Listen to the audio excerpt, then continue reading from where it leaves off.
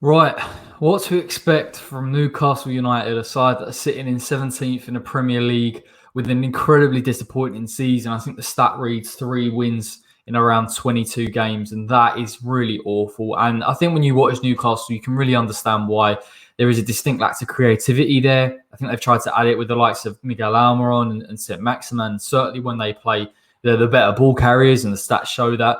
I think John Joe Shelby, you're looking at a player with brilliant distribution, a player that's going to collect it from the back. Defensively, probably isn't offering the work rate that Newcastle need to keep clean sheets, but certainly to set attacks, he is the main man from that point of view. I think they're going to be looking to get St. Maximan in against West Ham.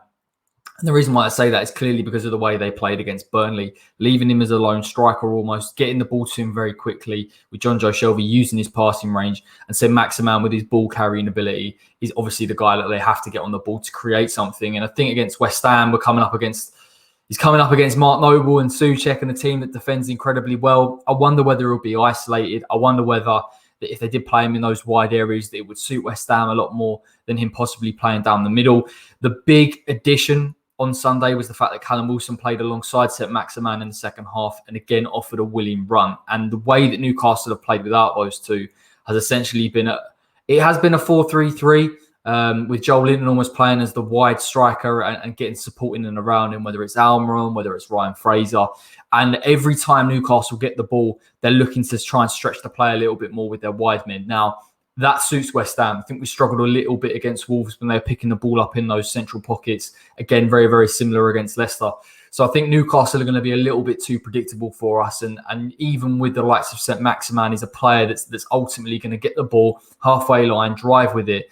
But if you're not getting men in and around him, then again, it's helping West Ham a fair bit. Wilson has done really well this season. I think he's got 9 expected goals and scored 10 goals for Newcastle, so slightly overperforming where he should be. A real well-rounded player, good in the air, great movement, not lightning quick, but quick enough certainly to get away from players. So again, it is that link up between the two. But other than that, you've got to look at the weak points of Newcastle to really understand why they're struggling the way they do.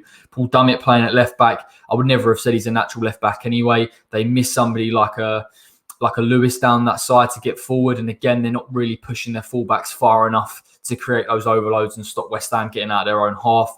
Centre-back wise, I think Lascelles is good in the air. Kieran Clark, again, a little bit too negative when you're looking at it from as a football fan's perspective.